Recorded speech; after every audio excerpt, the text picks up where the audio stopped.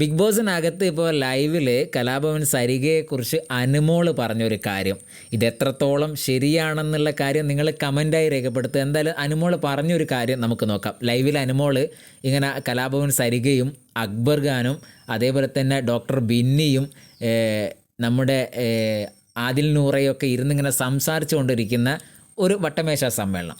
അതിൽ അനുമോൾ പറയുകയാണ്, സരിക ചേച്ചി എപ്പോഴും അക്ബറിനെ സപ്പോർട്ട് ചെയ്യുന്ന, അക്ബറിന് വേണ്ടി വാദിക്കുന്ന ഒരാളായിട്ടാണ് എനിക്ക് തോന്നിയതെന്ന്. അത് കുറച്ച് പ്രേക്ഷകർക്കും ഒരഭിപ്രായമുണ്ട്, സരിക ഒരു പരദൂഷണ കമ്മിറ്റി മെമ്പറായി മാറി ബിഗ് ബോസിനകത്ത് എന്നത്.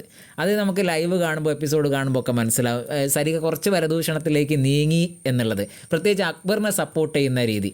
അത് അവിടെ അനുമോൾ എടുത്ത് പറയുമ്പോൾ അക്ബർ അതിനെ എതിരെ പറയുന്നുണ്ട്. എന്നെ അങ്ങനെ സപ്പോർട്ട് ചെയ്യുന്നൊന്നുമില്ല, ശരി കണ്ടാൽ ഒപ്പം നിന്ന് സംസാരിക്കും എന്നൊക്കെയുള്ള രീതിയിലാണ് അക്ബർ പറയുന്നത്.